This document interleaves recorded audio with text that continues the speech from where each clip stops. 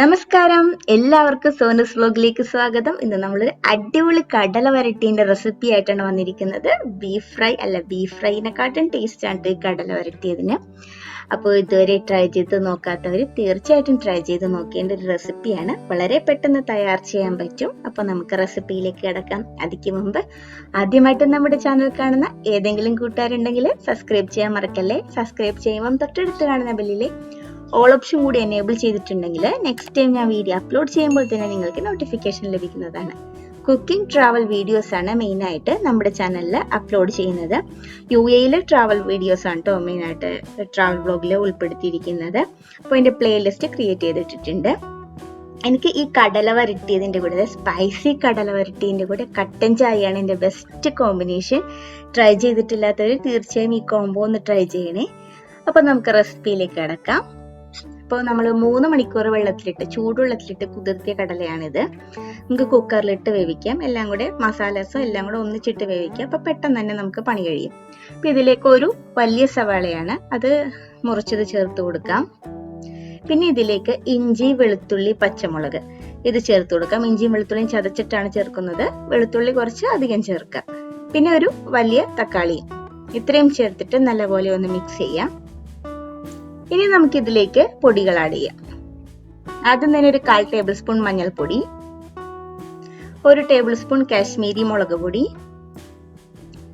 പിന്നെ ഇത് മീറ്റ് മസാലയാണ് 1 ടേബിൾ സ്പൂൺ, പിന്നെ ഗരം മസാല 1/2 ടേബിൾ സ്പൂൺ ആണ് ഇപ്പൊ ചേർത്ത് കൊടുക്കുന്നത്. പിന്നെ ആവശ്യത്തിന് ഉപ്പ് എല്ലാം കൂടെ ചേർത്ത് നമുക്ക് നല്ലപോലെ ഒന്ന് മിക്സ് ചെയ്തെടുക്കാം. കട്ടൻ ചായയുടെ കൂടെ മാത്രമല്ല കേട്ടോ, ചൂട് ചോറും കുറച്ച് രസവും ഉണ്ടെങ്കിൽ നല്ല ടേസ്റ്റ് ആണ് ഒരു വറ ചോറിന്. എല്ലാവർക്കും കടല റെസിപ്പീസ് ഒക്കെ ഇഷ്ടമാണെന്ന് കരുതുന്നു. അപ്പൊ നമ്മളെല്ലാം നല്ല രീതിയിൽ മിക്സ് ചെയ്തെടുത്തിട്ടുണ്ട്. ഇനി ഇതിലേക്ക് നമുക്ക് ആവശ്യത്തിന് വെള്ളം ചേർത്ത് കൊടുക്കാം.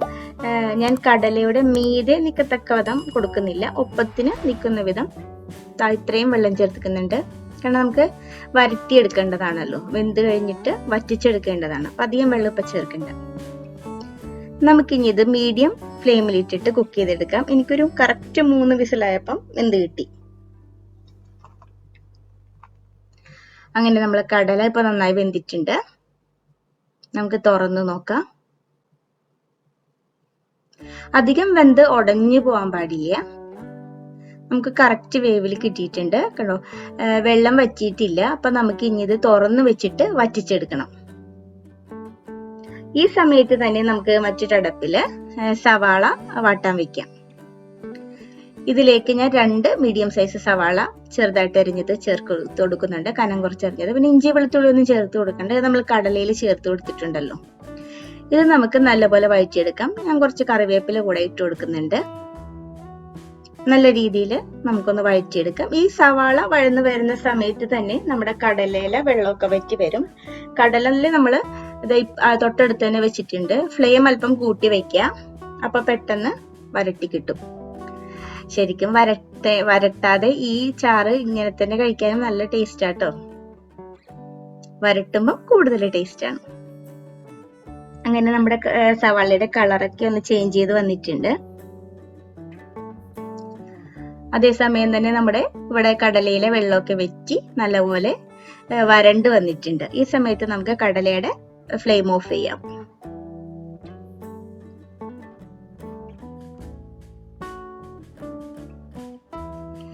ഇനി നമുക്ക് ഈ സവാളയിലേക്ക് കുറച്ച് സ്പൈസസ് ചേർത്ത് കൊടുക്കാം. അധികമൊന്നുമില്ല, ഗരം മസാലയാണ്. നമ്മൾ ആദ്യം ഒരു 1/2 ടേബിൾ സ്പൂൺ കുക്കറിൽ വേവിച്ചപ്പം ചേർത്തിട്ടുണ്ടായിരുന്നു. ബാക്കി 1/2 ടേബിൾ സ്പൂൺ നമുക്ക് ഇപ്പൊ ചേർത്ത് കൊടുക്കാം. വീട്ടിൽ തന്നെ പൊടിച്ച ഗരം മസാലയാണ്. ഗരം മസാലയ്ക്ക് ഫ്ലേവേഴ്സ് കൂടുതലാണ്. ഇനി കുറച്ച് ചതച്ച മുളകും,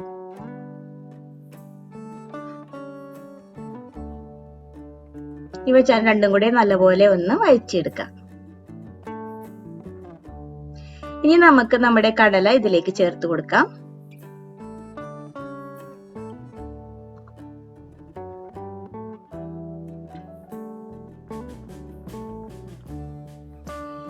ഇനി നമുക്ക് എല്ലാം കൂടെ നല്ലപോലെ ഒന്ന് മിക്സ് ചെയ്യാം.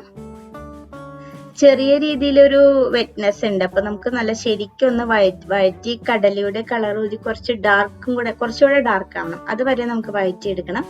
അപ്പൊ നമുക്ക് തുറന്ന് വെച്ച് തന്നെ നല്ലപോലെ ഒന്ന് വഴറ്റിയെടുക്കാം.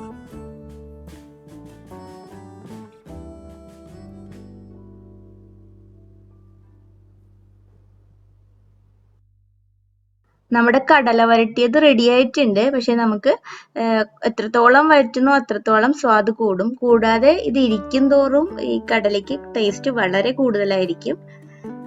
ശരിക്കും ബീഫ് ഫ്രൈനേലും ടേസ്റ്റ് ആണ് ഈ കടല ഫ്രൈക്ക്. ഇതേപോലെ തന്നെ എല്ലാവരും ഒന്ന് ട്രൈ ചെയ്ത് നോക്കാം.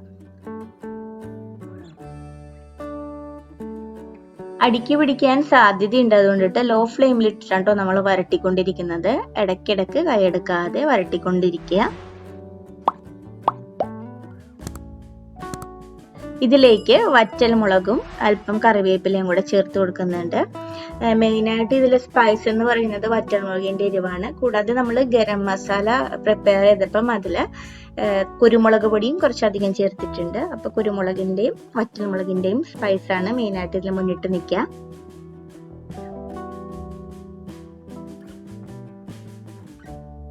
ഇനി ഒരു ചെറിയ ടിപ്പ് കൂടിയുണ്ട്. നമ്മൾ ഒരുവിധം ഇതേപോലെ വന്ന് കഴിയുമ്പം പിന്നെ കണ്ടിന്യൂ ഇളക്കിക്കൊണ്ടിരിക്കേണ്ട. ഫ്ലെയിം ഓഫ് ചെയ്തിട്ട് നമുക്ക് കുറച്ചു നേരം അടച്ചു വയ്ക്കാം. അതിനുശേഷം ഒരു അരമണിക്കൂർ 3/4 മണിക്കൂറോളം അടച്ചു വയ്ക്കുക. അതിനുശേഷം തുറന്നു നോക്കുമ്പം നല്ല ഡ്രൈ ആയിട്ട് കിട്ടിയിട്ടുണ്ടാവും. അപ്പോൾ നമ്മുടെ അടിപൊളി കടല വരട്ടിയത് ഇപ്പൊ റെഡിയായി വന്നിട്ടുണ്ട്. നല്ല സ്മെല്ലാട്ടോ. കടല വരട്ടിയതാണെന്ന് പറയില്ല, ബീഫ് ഫ്രൈ ആണെന്നേ പറയുള്ളൂ. അതിനേലും ടേസ്റ്റ് ആണ്. അപ്പൊ എല്ലാവരും തീർച്ചയായിട്ടും ഈ റെസിപ്പി ട്രൈ ചെയ്ത് നോക്കുക. നമുക്ക് ഇനി ഇതൊരു സെർവിങ് ബൗളിലേക്ക് മാറ്റാം. അപ്പോൾ ഇന്നത്തെ റെസിപ്പി എല്ലാവർക്കും ഇഷ്ടപ്പെട്ട് കാണുമെന്ന് കരുതുന്നു. ഇഷ്ടപ്പെട്ടിട്ടുണ്ടെങ്കിൽ ലൈക്ക് ചെയ്യാനും ഷെയർ ചെയ്യാനും കമന്റ് ചെയ്യാനും സബ്സ്ക്രൈബ് ചെയ്യാനും മറക്കല്ലേ. നിങ്ങളുടെ കൂട്ടുകാർക്ക് ഈ റെസിപ്പി ഇഷ്ടപ്പെട്ടിട്ടുണ്ടെങ്കിൽ ഷെയർ ചെയ്ത് കൊടുക്കുക. പിന്നെ അതേപോലെ തന്നെ നമ്മുടെ കടല കട്ടൻ ചായ ഒക്കെ ആകുമ്പോൾ ട്രൈ ചെയ്യാത്തവരുണ്ടെങ്കിൽ ട്രൈ ചെയ്ത് നോക്കുക. രാത്രി മൂവീസ് ഒക്കെ കാണുമ്പോൾ കുറച്ച് കടലയും കുറച്ച് കട്ടൻ ചായയും കൂടിയിട്ട് ഇങ്ങനെ കഴിക്കുക. അതേപോലെ നല്ല മഴയുള്ള സമയത്തൊക്കെ കടലയും കട്ടൻ ചായയും അടിപൊളി കോമ്പിനേഷൻ ആണ്. അപ്പോൾ നമുക്ക് വീണ്ടും മറ്റൊരു വീഡിയോ ആയിട്ട് കാണാം. കുക്കിംഗ് ട്രാവൽ വീഡിയോസ് ആയിട്ട് വീണ്ടും വരുന്നത് വരെ താങ്ക് യു. അയ്യോ പോവല്ലേ, പറയാൻ മറന്നുപോയി. രാത്രി കടല കഴിക്കുമ്പോൾ ഒന്ന് സൂക്ഷിക്കണേ. ഗ്യാസിന്റെ പ്രോബ്ലം ഉള്ളവർക്ക് ചിലപ്പം പിടിക്കില്ല. അങ്ങനെയുള്ളവർ പകല് കഴിച്ചാൽ മതി. എന്താണേലും ഒരിക്കലെങ്കിലും ഈ കോംബോ ട്രൈ ചെയ്ത് നോക്കണേ. Thank you.